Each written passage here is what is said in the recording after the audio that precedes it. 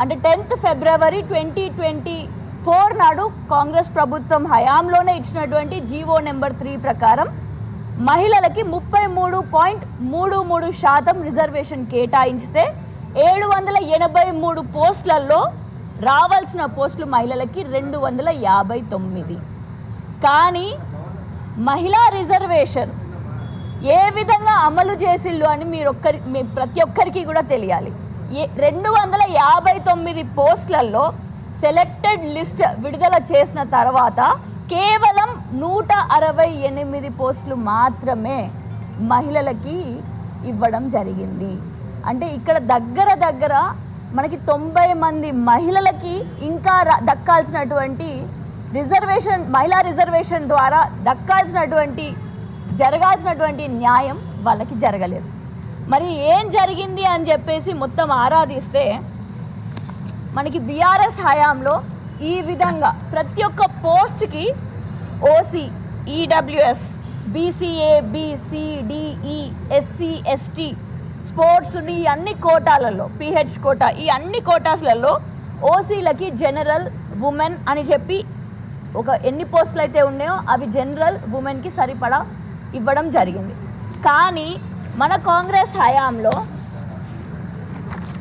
ఈ విధంగా ఓసీ కింద ఒక పోస్ట్ ఉంటే ఆ ఒక్క పోస్ట్ జనరల్కే వెళ్ళిపోవడం జరిగింది. ఈ విధంగా ఎక్కడెక్కడైతే 1111222 అనే పోస్టులు మీకు కనిపిస్తున్నాయో అవన్నీ కూడా జనరల్కి వెళ్ళడం వల్ల మహిళలకి రావాల్సినటువంటి పోస్టులు మహిళలకి కేటాయించడం జరగలేదు. కేవలం ఇక్కడ 3 ఉంటే ఆ 3 ఉన్న చోట మాత్రమే 2 అబ్బాయిలకి 1 మహిళకి చేర్చడం జరిగింది. దీనివల్ల ఏం జరిగిందంటే మహిళలకి ఓసీలల్లా 99 మహిళలకి అందాలి అకార్డింగ్ టు జీవో నెంబర్ 3. కానీ మహిళలకు అందింది కేవలం 52 పోస్టులు మాత్రమే. అంటే ఇంకా 47 మంది మహిళలు, దగ్గర 49% మహిళలు ఓసీ కేటగిరీలో అన్యాయం అయిపోయారు.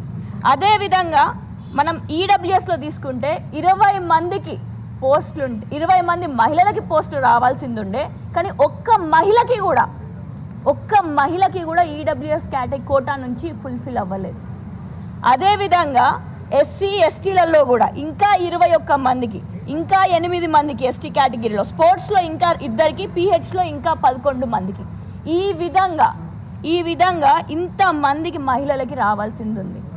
మరి ఓబీసీ కేటగిరీ కిందకి వస్తే 59 మంది మహిళలు రిజర్వేషన్ ప్రకారం, కానీ ఈ కేటగిరీలో 76 మంది మహిళలకు వచ్చింది. దీనికి కారణం ఏంటంటే రిజర్వేషన్ వల్ల కాదు. రిజర్వేషన్లో ఈ మహిళలందరికీ రాలే. స్పెషల్ రిజర్వేషన్ ఏ విధంగానైతే ఓసీ, బీసీ, ఎస్సీ, ఎస్టీలకి వర్టికల్ రిజర్వేషన్ ఉంటుందో మహిళలకి హారిజాంటల్ రిజర్వేషన్ అనేది ఉంటుంది. అంటే ఇప్పుడు ఒకవేళ ఒక కేటగిరీ, ఒక ఓబీసీ కేటగిరీలో 100 మంది ఉంటే జనరల్గా దాంట్లో తప్పకుండా 33% మహిళలకు కేటాయించాలి. అంటే 33 మంది మహిళలు ఉండాల్సిందే. కానీ రిజర్వేషన్ లేకుండానే ఒకవేళ ఈ 100 మంది మహిళలలో 33 మంది మహిళలు ముందుగానే రిజర్వేషన్ లేకుండానే సెలెక్ట్ అయ్యారనుకోండి, ఈ స్పెషల్ రిజర్వేషన్ అనేది అక్కడ ఇంప్లిమెంట్ చేయడం జరగదు. కాబట్టి ఇక్కడ ఓబీసీలో కూడా జరిగింది మనకి అదే. కాబట్టి ఆ ఒక్క ఓబీసీని ఒక్కటి పక్కకు పెట్టేస్తే మరి మిగిలిన OC, EWS, SC, ST, sports, pH ఈ కోటాలన్నిట్లలో కూడా మహిళలకి 33% రావాలంటే 109 మందికి ఇంకా ఫుల్ఫిల్ చేయలేదు. మరి దానివల్ల 109 మంది మహిళలు ఎట్లాంటి మహిళలు? ఇంట్లో ఉండే కూర్చొని చదివే మహిళలు, పెళ్ళి అయినప్పటికీ కూడా ఏదో ఒక ఉద్యోగం కొట్టాలి అని చెప్పేసి వాళ్ళ భర్త సహాయంతో, వాళ్ళ ఇంట్లో వాళ్ళ సహాయంతో, వాళ్ళు సహకరించినా సహకరించకపోయినా పిల్లల్ని చూసుకొని కూడా చదివేటువంటి మహిళలు. ఇంకా ఎలాంటి మహిళలు? పెళ్ళి చేసుకోకుండా కూడా, అంటే నాకు ఏదో ఒక ఉద్యోగం వచ్చిన తర్వాతనే నేను పెళ్లి చేసుకుంటా అని అనుకునే మహిళలు. దానివల్ల ఇవన్నీ పోస్ట్ పోన్ చేసుకుంటూ వస్తున్నారు. ఈ గ్రూప్ 2 పరీక్షలు ఎప్పుడు పెట్టిల్లయ్యా అంటే 2016లో పెట్టిన గ్రూప్ 2 పరీక్షలు మళ్ళీ నేడు పెడుతున్నారు. మరి ఒక సమయంలో ఎక్సైజ్ ఎస్ఐ పోస్టులు 2016లో ఉండే. మరి 2024లో ఇప్పుడు వచ్చినటువంటి పోస్టులలో ఎక్సైజ్ ఎస్ఐ పోస్టులు లేవు. అట్లాంటి పోస్టులు ఇప్పుడు టీజీపీఎస్సీని ఆశ్రయించినప్పుడు, మహిళలందరూ ఆశ్రయించినప్పుడు మాకు జరగాల్సిన న్యాయం జరగలేదు, మహిళా రిజర్వేషన్ని అమల్లో చేయలేదు అని చెప్పేసి టీజీపీఎస్సీని ఆశ్రయించినప్పుడు నెక్స్ట్ నోటిఫికేషన్లో మీ పోస్టులు మీరు భర్తీ చేస్తామని అనడం జరిగింది. కానీ నెక్స్ట్ పోస్టులలో ఇప్పుడున్నటువంటి డిప్యూటీ తహసీల్దార్ పోస్టులు, అసిస్టెంట్ మున్సిపల్ కమిషనర్ పోస్టు, అట్లాంటి ఎన్నో పెద్ద పెద్ద పోస్టులు అప్పటికి ఉండేయా తెలియదు. ఇంకొకటి అంటే ఇప్పుడున్న వాళ్ళందరినీ కూడా మెన్ కేటగిరీ, జనరల్ కేటగిరీలోనే అందరినీ ఫిల్ చేసేస్తే మరి మహిళలకి ఎప్పుడు వచ్చేది అవకాశం?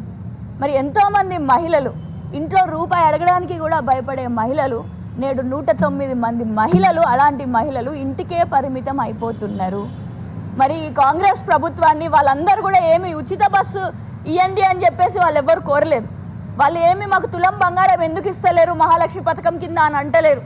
అదేవిధంగా మా మహిళలకు కావాల్సినటువంటి కోటి మంది మహిళలను కోటీశ్వర్లను చేస్తా అంటున్నారు, కోటీశ్వర్లను చేయండి అని కూడా అంటలేరు.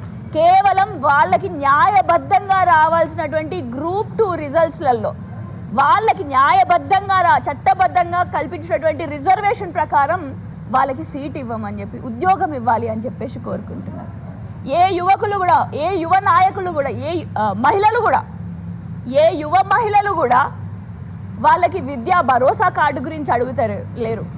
వీళ్ళందరూ కూడా 5 లక్షల రూపాయల విద్యా భరోసా కార్డు అడగట్లేదు, 4,000 రూపాయల నిరుద్యోగ భృతి కూడా అడగట్లేదు. మరి వాళ్ళందరూ అడిగేది ఇప్పుడు ఉన్నటువంటి అవకాశం, 109 మంది మహిళలు అవకాశం ఉండాల్సింది మా అందరినీ కూడా నిర్దాక్షిణ్యంగా తోసిపడేసిళ్ళు బయటకి అని అంటున్నారు.